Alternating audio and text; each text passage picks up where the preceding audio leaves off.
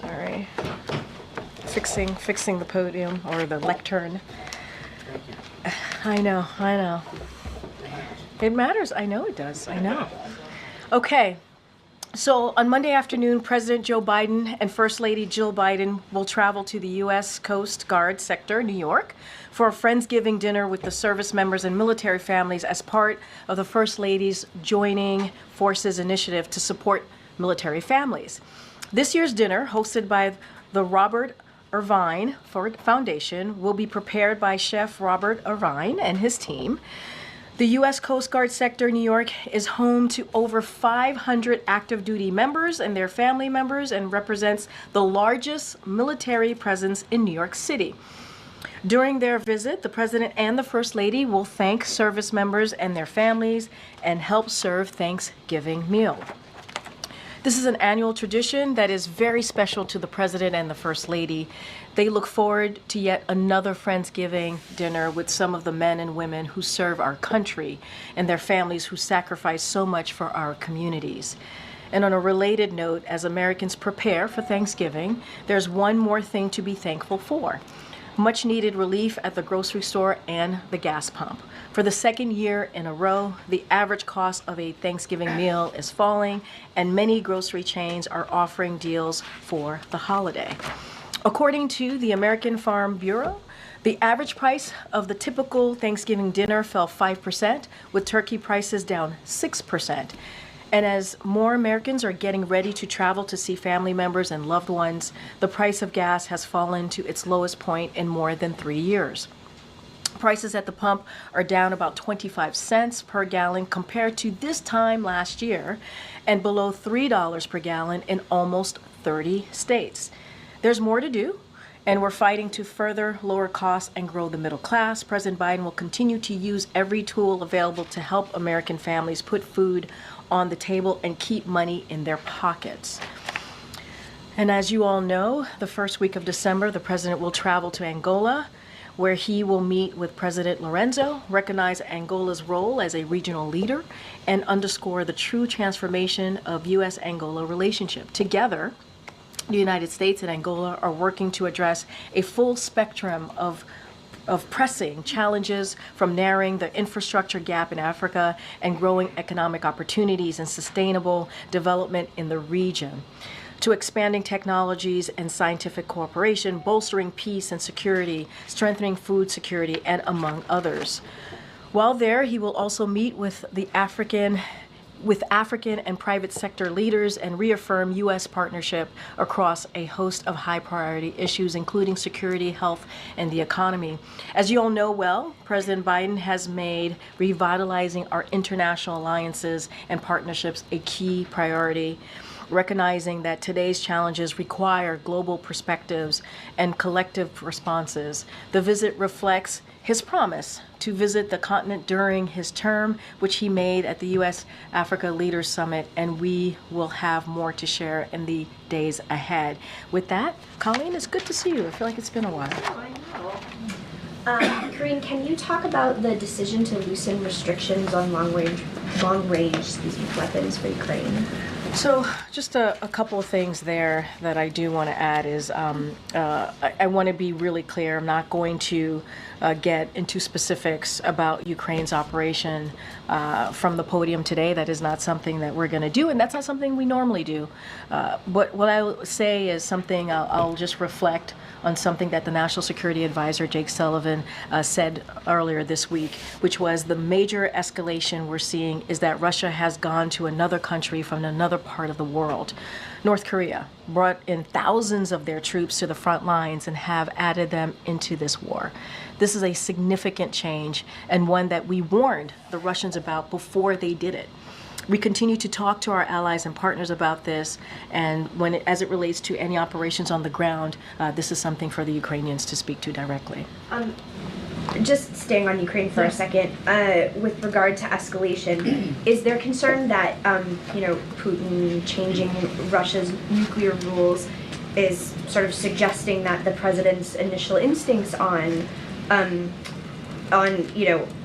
allowing long-range missiles further into Russia could amount to de-escalation, or sorry, a dangerous escalation of the war. I mean, look, is this he is right? Was he right? And just to kind of reiterate what the National Security Advisor said, right? And you've heard this from other members of the NSC team, which is the escalation at every turn, at every step, is coming from Russia. They're the ones who are escalating this.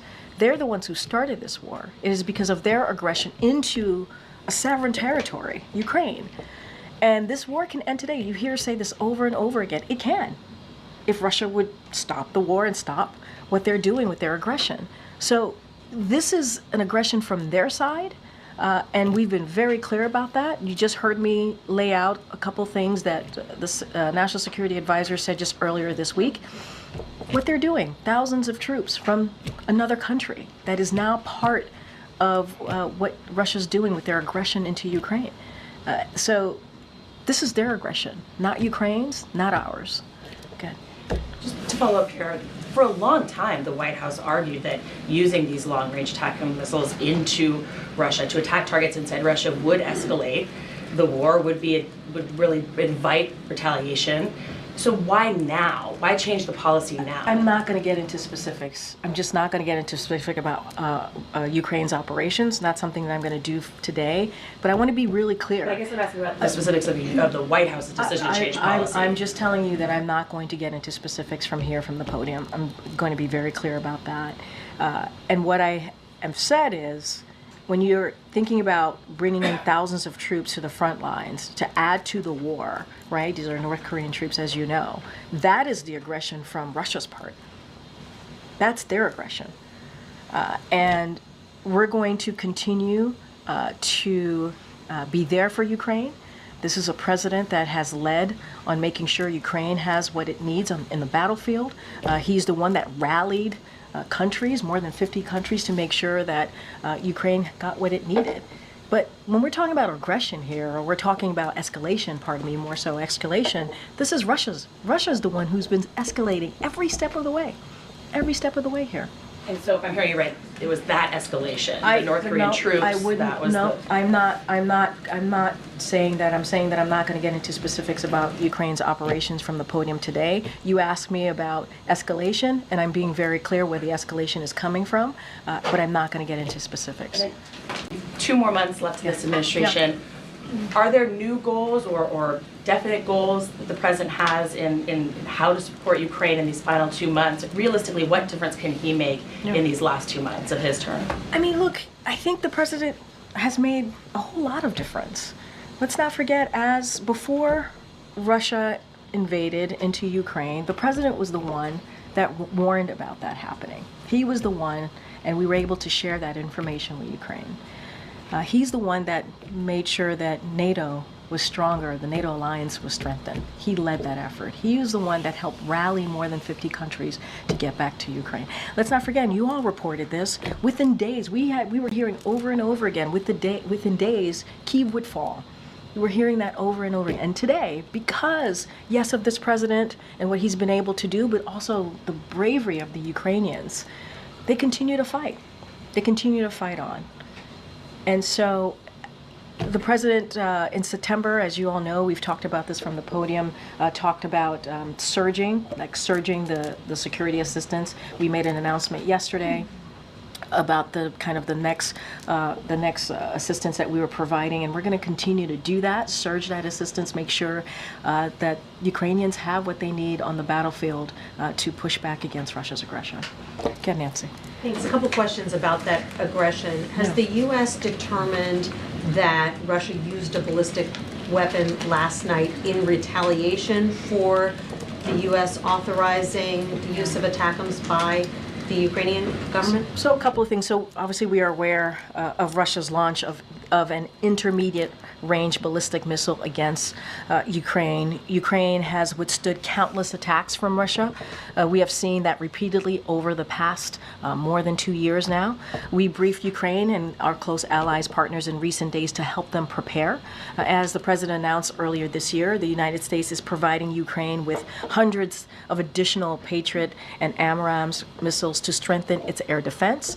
Many of these are air defense missiles have been delivered already as a consequence of that president's decisions to divert air defense exports to Ukraine, and deliveries of additional air defense missiles to Ukraine are ongoing. And as I just stated, the president on September 29th to be more exact, he talked about surging continued assistance, security assistance to Ukraine. And so we're going to continue to do that, and that is going to make sure they're strengthening their capabilities, including air defense, and put Ukraine in the best possible position on the battlefield. And just yesterday, as I mentioned moments ago, we were able to announce another security assistance. And so that's going to continue. And so we will not be deterred here. We are going to continue to make sure that the Ukrainians have what they need on the ground. Now that Russia says it is changing its nuclear doctrine to essentially lower the bar for when it can use nuclear weapons, does the U.S. need to change its nuclear posture as well? So let's not forget, we said earlier this month that we were not surprised by Russia's announcement that it would update its nuclear doctrine. And so Russia has been signaling its attempt to update its doctrine for several weeks, and observing no changes to Russia's nuclear posture. We have not seen any reason to adjust our own nuclear posture or doctrine in response to Russia's statements.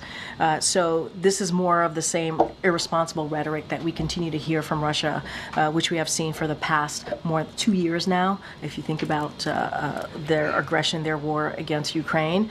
And so and I've talked about it a little bit moments ago about the use of DPRK soldiers in combat operations against Ukraine. It presents a significant escalation of its war. Again, they are the ones, they, meaning Russia, are the ones that are escalating this war. And so we are not going to be deterred here. We're going to continue, we're going to certainly continue to be there for the brave people of Ukraine. Have U.S. officials been able to determine what Russia is giving North Korea in exchange for North Korean soldiers fighting in this war? So I'm not going to certainly get into specifics on that. What I can say is what we have been very clear about is our determination to be very clear here about our continued support certainly for the Ukrainian people as they continue to deal with this aggression, this escalation from Russia. And so we have said that we're certainly concerned about Russia's decisions. We see it as it being born out of desperation, what they're doing, and it's born out of desperation because they now are seeing high casualties, right? The Russians are, and so now what they're doing is they're turning to DPRK to supply them soldiers to continue their brutal war against Ukraine. And so, look, it's not going to deter us. They're the ones escalating. We're going to continue to provide support to the Ukrainians as they continue to push back against Russia's aggression. That is not going to stop us from doing that. Okay. Karine, does the White House have any reaction to Matt Gaetz withdrawing his name for consideration to be the next Attorney General? So what I'll say is, and we've been pretty steadfast on being consistent here, I'm not going to comment on every personnel matter or all personnel matters here that the president-elect is deciding or is nominating people for at these respective agencies. We really, truly want to respect the transfer of power. We want it to be efficient. We want it to happen in a way that the American people deserve, and that's what we've been trying to do. We believe that is very much part of our democratic principle, and that's what you're seeing this president do and lead by example. More broadly, as we talk about the Department of Justice more broadly, look, the president has said when it comes to investigation, that department should be independent. There should be no partisanship. There should be no loyalty to one party or the other. The loyalty should be to the Constitution, and the loyalty should be to the rule of law. And that is something I believe, and we believe, the president has led also on that particular issue by example. And then on that topic, our understanding is that the Trump transition team hasn't signed the MOUs that are outstanding still. Is there any update that you can provide on your end? Any progress there? Or is there concern now about how that may impede some of that transfer of power you're talking to? Yeah, and so, and look, as you know, President Biden met with the president-elect to show that transition of power, and obviously offering any assistance needed to make sure that happens in a way that is peaceful, obviously, and efficient. And so that was one part of it. Our teams continue to stay in touch. As of now, to your point, the Trump-Vance transition team has not yet entered into the agreements with the White House and the General Service Administration. As you know, the Chief of Staff Jeff Zients here has reached out to the co-chairs and have consistently reiterated the wanting to work together and making sure that they have what they need. So we're going to continue to engage with the Trump transition team to ensure that we do have that efficient, effective transition of power. And in those conversations, we certainly are stressing that the White House and the administration stand ready to provide assistance and that access to services and information certainly outlined in the GSA and the White House Memorandum of Agreement, those MOUs. So those conversations continue, and we want this to go smoothly, and that's what we're trying to get to. And just finally, what is the White House view on Speaker Johnson saying that he will bar transgender women from using Capitol bathrooms as something that Congresswoman Nancy Mace has clearly raised in regards to Representative-elect Sarah McBride? So I would, when I think about that question, I think about what the Congresswoman-elect said, and who, as you know, the president has a close relationship with and is very proud of her. And what she said is, I'm not here to fight about bathrooms. I'm here to fight for Delawareans and to bring down costs facing families. And we agree with her. We think that's incredibly important to focus on the American people. Obviously, for her, it's the Delawareans who she represents. And so, again, the president is proud of her. I'm not going to add to that. Has he called her in recent days over this? I don't have a conversation to speak to. As you know, they had a moment to speak on the night of the election. He was able to call her and congratulate her. I don't have anything else to add, but I think her words speak volumes. Okay. Thanks, Karine.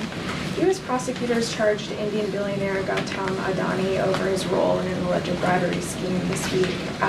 Is the administration concerned that this will damage U.S.-India relations, especially given the recent case with a former Indian intelligence official being charged in an assassination plot aimed at a U.S. citizen? So obviously we're aware of these allegations, and I would have to refer you to the SEC and DOJ about the specifics of those allegations against the Adani Group. What I will say is on the U.S. and India relationship, we believe that it's stands on an extremely strong foundation, anchored in ties between our people and cooperation across a full range of global issues.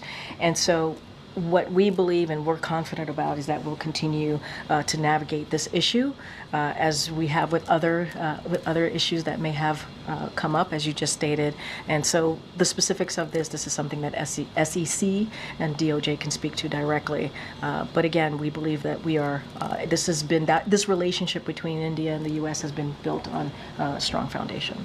I wanted to ask you also about the ICC's issuing arrest warrants for several top officials, including Netanyahu, over Israel's conduct in this war. I know that the U.S. rejected this decision. Does the administration see this ruling as a threat to Israel's ability to defend itself?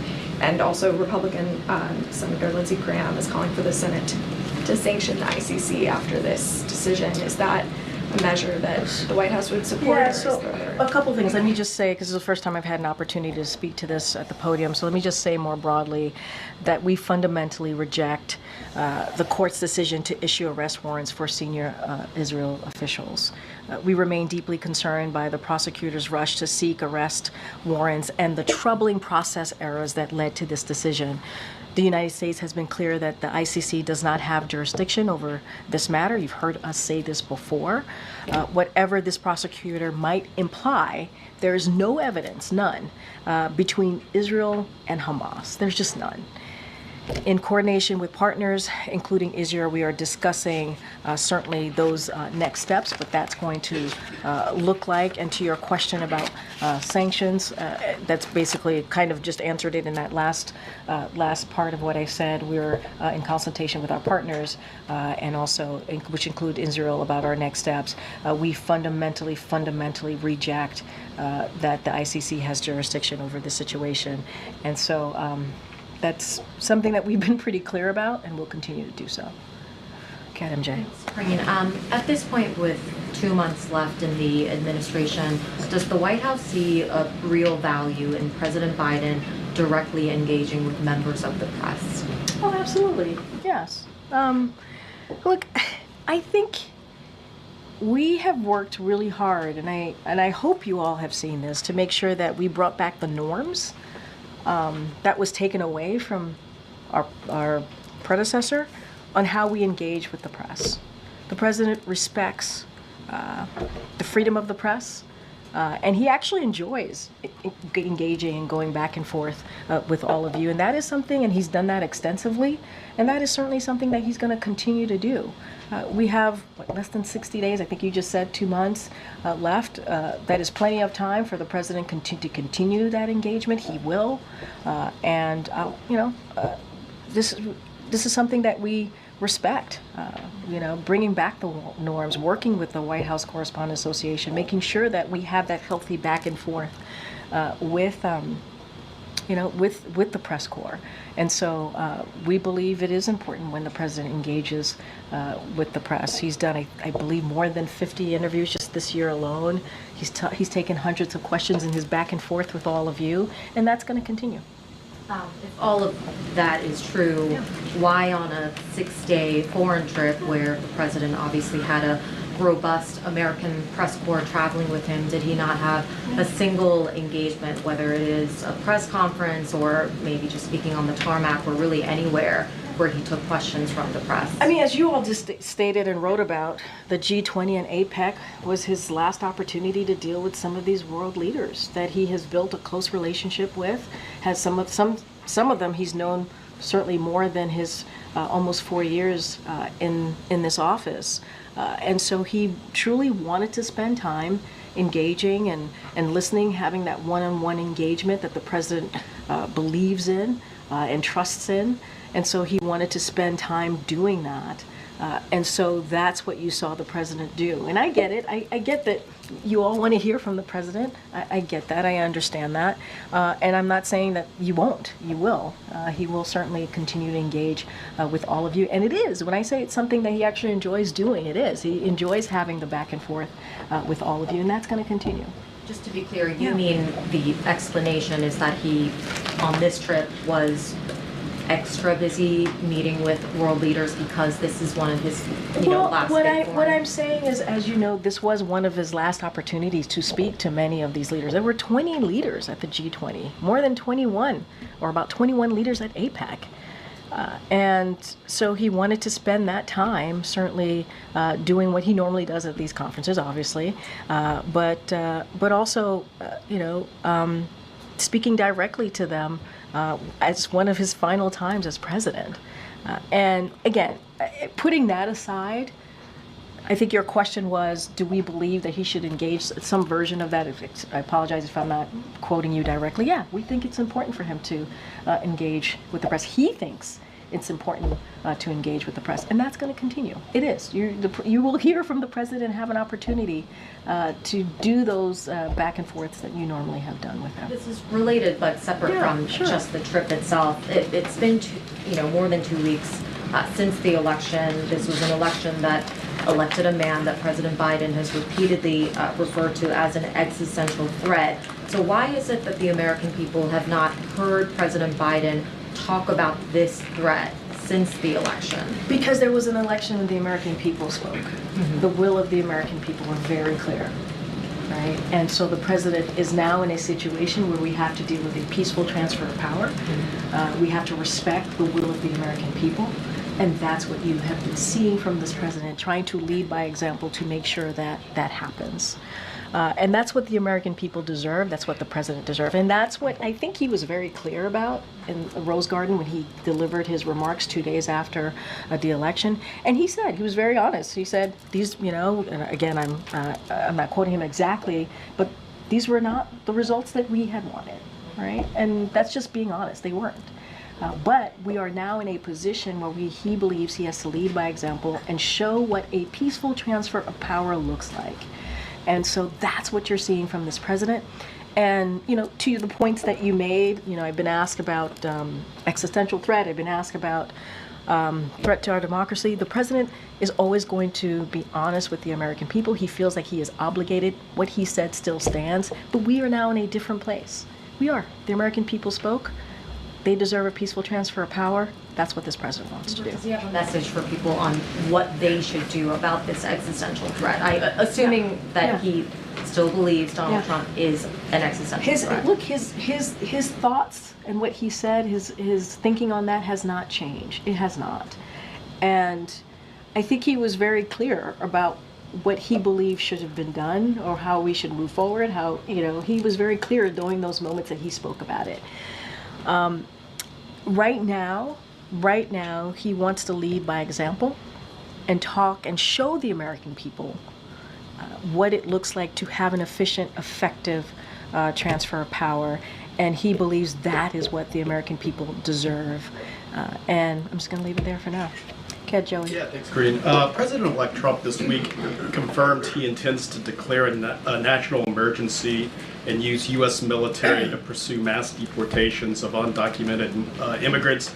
Does the president believe this is an appropriate use of the military? So look, I'm not going to go into what the state attorney general, or state elected leaders might do in the future as a response to this next administration's policy, how they're going to move forward. I'm not going to do that. What I can speak to is our administration is focused on arresting dangerous criminals and threats to public safety. We do not believe in separating families, and what I can speak to is what we have been able to do and how that has worked out, right? In our remaining time, we're going to continue to fight to secure our border.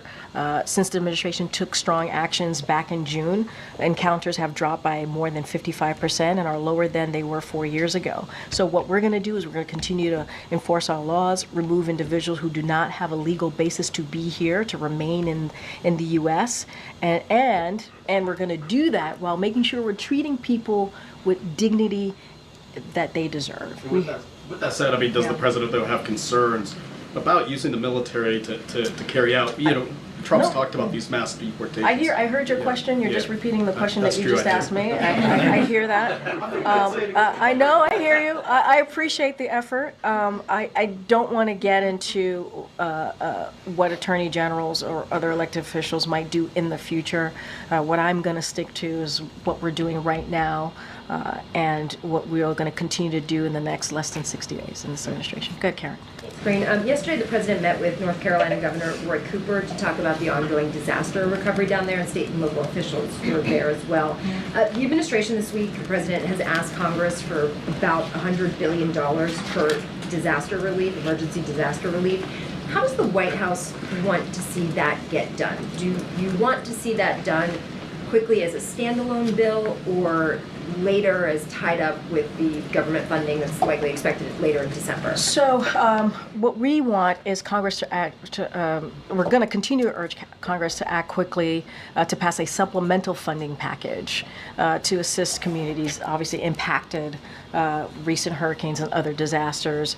And what we have seen and what we know when we've seen these types of previous natural disasters in the past, we've seen Congress come together in a bipartisan way to get that done, to help out communities in crisis. And so that's what we want to see. That's what we look forward to working with our congressional partners and delivering that for American people, for the folks, again, who are in crisis, who need that additional funding. And so obviously you saw the letter from OMB, and so certainly they can go into more details and specifics of the breakdown of our ask, but that's how we want to see it moving forward. Would you say this is the top legislative priority right now for the president in this lame duck session? So I think right after the election, I talked about 4 or 5 legislative priorities. Obviously, this was one of them. Getting our judicial, we think our very qualified judicial nominees through is a priority. The NDAA is a priority as well. So we have a couple of key priorities that we want to work with our congressional partners on getting through, and this is certainly one of them. And again, FEMA has the money to respond to Hurricanes Helene and Milton, and that's assuming there's no new large, obviously, hurricanes or natural disaster. But as you know, when it comes to SBA, that funding is fully exhausted, and you have, that type of funding is critical to businesses, homeowners, and renters, and they really rely on that funding, that SBA funding, to certainly deal with recovery and rebuilding. So there's a real need here, a real urgency, and so we're going to work with congressional members to get that done. Did you hear a dire message yesterday from those North Carolina officials? Look, I think they're trying to recover and rebuild. And I think that they were devastated by the hurricane, as we all know. I think some of you were able to come with us on that trip, whether if it was us or with the vice president, and you saw what they have to deal with here.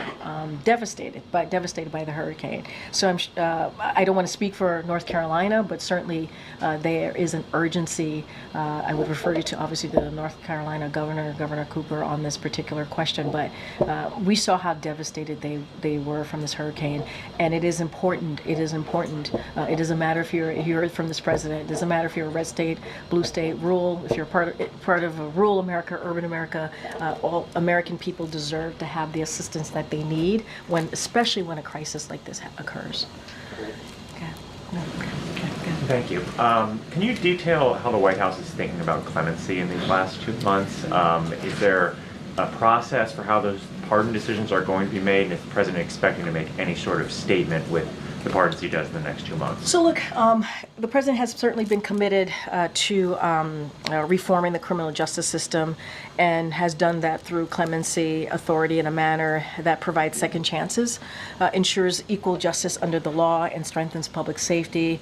And so he's going to continue to elevate clemency petitions in a thoughtful and deliberate manner. I'm not going to get into specifics here on that process, but he's going to do this in a way that he believes is the right way to move forward. But I just don't have anything about the process and getting into the nitty-gritty of this. But I think you've seen how the president has treated this over the last almost 4 years. Okay. I have a question about Venezuela, but first on Brazil, the federal police have just indicted former President Jair Bolsonaro for an attempt coup d'etat after he lost the elections in 2022. Yeah. Does the U.S. do you have a reaction from this? And did the president discuss this when he met with President Lula da Silva? So I have not spoken to our teams about this, so I would have to connect with them. I don't have a response. I want to make sure I give you the right response. I don't have a response, and also we can talk about this after the briefing. What's your next question? On Venezuela, the U.S. recently called for the first time President-elect, the opposition leader Edmundo González, and I was curious a little bit about the timing, if it has something to do with the inauguration in Venezuela is January 10th. What message is the U.S. trying to send with this? So I will say since July, it has been clear to us, the United States, to democratic nations around the world, and to independent international organizations that observed the July 28th elections that opposition candidate Edmundo Urrutia won the most votes. And we said this repeatedly. You've heard me say it a couple times at the podium, and so we've been pretty consistent about that. Winning the most votes makes him the president-elect, and so that's what we believe. It does not change our position at all. We, the United States, currently recognize the democratically elected 2015 National Assembly as the legitimate government of Venezuela, and so we do not intend to change that posture during this administration. And again, the people spoke. But even though it doesn't change the position of the United States, it has been 4 months since the July elections. So why now? What did you see that made you make this decision, or why is happening? Look, it should be up to the people, and it was, and that's what we saw on July 28th. And we were very clear about that. And so, and again, when you win the most votes, that means, in this instance, obviously, that makes him the president-elect. But we've also been very, I think, very consistent on saying what we saw on July 28th, and that the American people, that the people in Venezuela spoke. Again, Michael. That's Karine. Just quickly following up on MJ's questions. Yeah. Have you Which one? They sort of grouped There were a together. few of them. Have you spoken to your named successor? And if so, what advice do you have for her? Oh, I didn't know that was where you're going. Following up, I didn't think it was that follow-up. Look, I'm not going to speak to every personnel pick, specific personnel pick. I'm going to reiterate a little bit of what I just shared with MJ, which is that, over the past 4 years, we have done the best, I think, to stick to expected norms of the office. We've had over 500 briefings from this podium with gaggles also on Air Force One and abroad. And, we hope that they will continue to answer the questions of the American people. That's what we hope. And I will just add that, I have not spoken to my successor. What I will say is that I certainly wish her luck. And this was a great job. And it is an honor to speak on behalf of the President of the United States. It is a privilege, and it is something that I am very proud to have done for almost 4 years. So I'll leave it there. Go ahead, April. I have 2 questions. One to follow up on the person who's going to take your place. Oh, goodness. When Donald Trump was president the first time, there was a period of time where we had no press briefings. In the space that you're in this moment and have been in for a while, do you believe it's significant in this moment in time for the American public to hear from the spokesperson on a daily basis? Or do you believe that the president can do it himself? Hey, look, I'm not going to speak how any administration decides to do the business of the American people, how to decide to communicate with the American people. What I can speak to is what we've tried to do, which is bring back the norms of how this all works, how we communicate with the press. And we've tried to do this in a very respectful way. I've mentioned we've done more than 500 briefings proudly. Some have been tough. Some have been tougher than most, if you will. But it is a privilege to stand at this lectern. It is behind this lectern at this podium. It is a privilege. It is a privilege to speak for this president. It is a privilege to actually talk about what we're doing to you and to the American people. I can't speak to what any administration is going to do.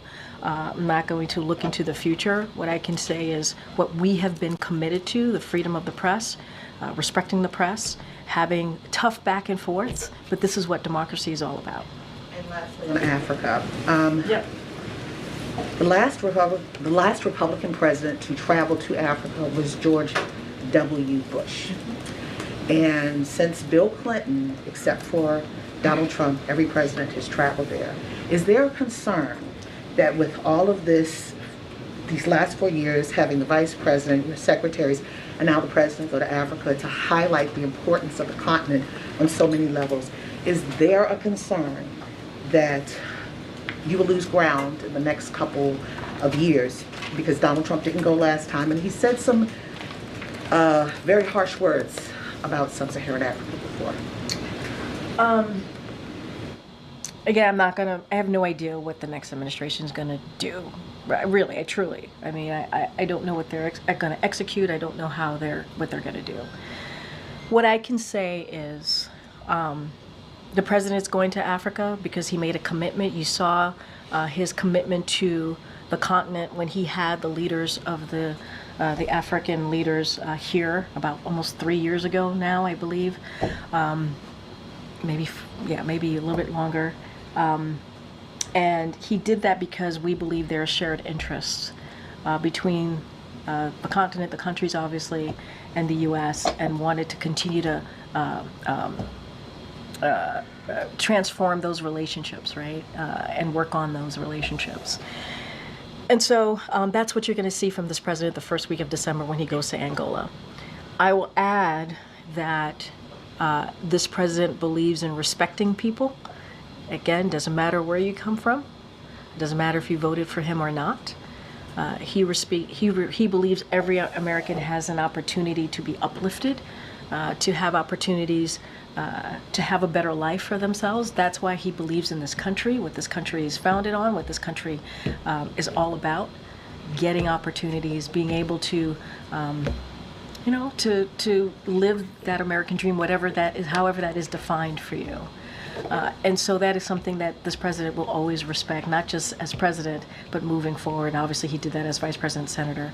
And so that's what I can speak to. And that's what he's going to continue to do. And there's a lot of things that we're going to cover in Angola, right? Whether it's infrastructure, growing economic opportunities, expanding technology. There's a lot to talk about, a lot of shared interest. And so we'll have more to share certainly on his trip to Africa. Okay, Jenny. Firstly, on MJ's question slash comment, I was on the South America trip, and I just want to know if your explanation was that he was engaging with leaders. There was quite a bit of downtime, and of course, opportunities on the tarmac, which he has used before the election. So I don't know that really explains why he didn't. I appreciate that you don't appreciate my explanation.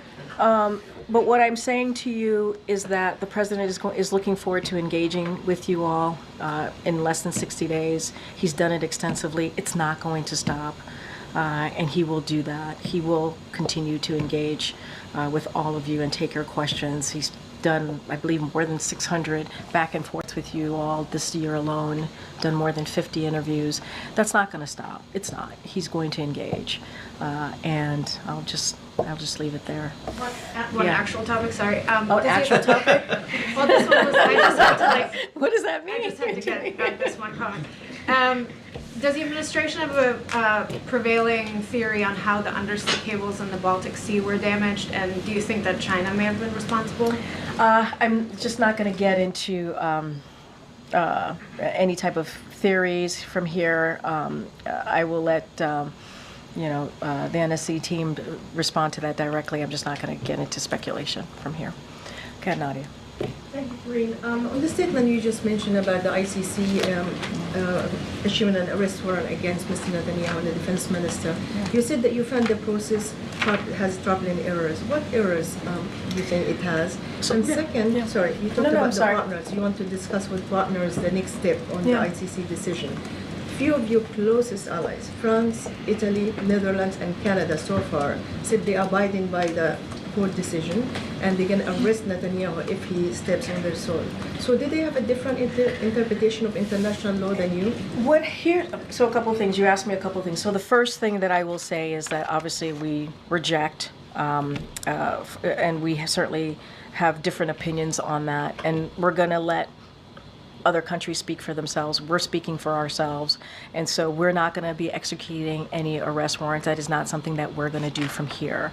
And I do have some examples on when you ask me about the process and why we think it's essentially a flawed process. And so in contrast to how he has treated, this is the prosecutor, how he has treated others, including Nicolas Maduro and his associates. The prosecutor failed to provide Israel with a meaningful opportunity to engage constructively and to properly consider its domestic processes. This calls into question the credibility of the prosecutor's investigation and the decision today. But we've been very clear, not just today, that we do not believe that the ICC has a jurisdiction here. And so over this matter. And so we've been very clear about that. And that stance has not changed. But I just laid out an example of why we think what process the ICC did not follow. And second, on 19 Democratic U.S. senators voted to block sending offensive weapons to Israel. And Senator Bernie Sanders said basically that we cannot criticize human rights violation while the U.S. itself is violating its own laws. So where is he wrong on that? So look, we strongly oppose this resolution, and we have made our position clear to interested senators. We've been very clear about that. We've been also very clear about this. We are very committed to Israel's security. That has been ironclad, and we believe that these resolutions are counterproductive as we are working to secure a ceasefire in Lebanon and ceasefire and hostage deal in Gaza. And so we have strong reason to believe that terrorist groups like Hamas and Hezbollah want to see Israel in a position of weakness, and we don't want to see that happen. And so, look, we appreciate that the concerns that the senators raised. Obviously, we respect their position. We just do not. We strongly oppose the resolution. Again. Thank you so much. Following up on your comments on the change of nuclear posture by Russia, and you said it's another example of irresponsible rhetoric.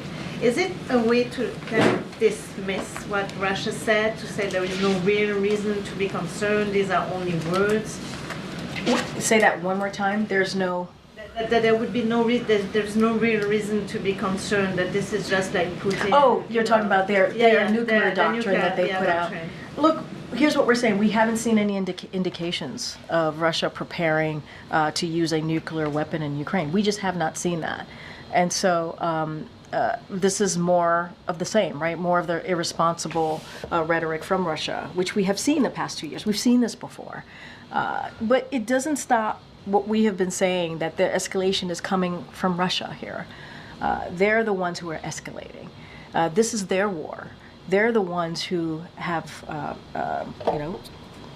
went into a sovereign territory, which is Ukraine, and started this war and pushed forward with their aggression. And so this is a war that they can end. They can end it today. And we've been very clear about that. I know I have to wrap it up. Okay.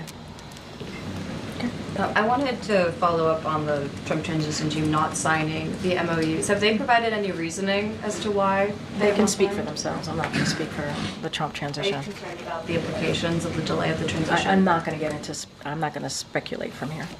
We are continuing to have our discussion with the Trump transition team. I'm just not going to speculate. All right, go ahead. Good afternoon. Two topics. One on immigration, one on unions. Immigration. New York Post is reporting that ICE is quietly loosening some of the restrictions on how migrants would have to follow the asylum procedure. Basically, they wouldn't have to do the physical check-ins with Customs Border Protection. The former head of Customs and Border Protection is calling it obstructionist transition. Is there any effort by the current administration to kind of curb any of the immigration overhauls that Trump is likely to go for? I don't have any policies, new policies to speak to at this time. I just don't have anything. As far as we know. I don't. I would refer you to DHS for any specifics on that particular question. But if you're asking us if we are doing any policy changes, I don't have anything to announce. I laid out for one of your colleagues what we have been doing, especially since we moved forward with our executive action since in June, and what we have seen. Encounters have dropped more than 55%, and they're lower than they were even 4 years ago. And so that is what we're going to continue to do. We're going to continue to force our laws. That's going to be our focus. But I'm not going to speculate on, again, what the next administration is going to do or not do. Anything specific about loosening of what's happening at the border, I would have to refer you to the Department of Homeland Security. My second question was just on unions. The president has talked so much about being the most pro-union president ever. This week, the DNC staff union put out a pretty scathing note saying that so many DNC staffers have gotten laid off, no severance, they were shocked. I'm just curious, from an optics perspective, the vice president left town to go to Hawaii on vacation. Does the president think that's appropriate when so many DNC staffers are literally wondering what they're going to do for work? All right, let's not twist this in so many knots here. First of all, to your first part of your question, it's not the president who called himself the most pro-union president. It's other unions that have called him that, and he is proud to be called the most pro-union president ever. That is something that he was given to him, and he is proud to own that. And it's not because it's a frivolous statement. It is because he has shown, he's not just spoken, but taken action. And has had the back of union members and union workers throughout his presidency. As it relates to the DNC, I would have to refer you to the DNC. But does it look bad for the vice president to go to Hawaii while DNC staffers are just wondering what they're going to do for The work? vice president has taken time off to go spend time with her family. I don't think there's anything wrong with that. I think she deserves some time to be with her family and to have some downtime. She has worked very hard over the last 4 years, and her taking a couple of days to be with her family, good for her. Good for her. Thanks, everybody. Thank you. Thanks, everyone. Thank you.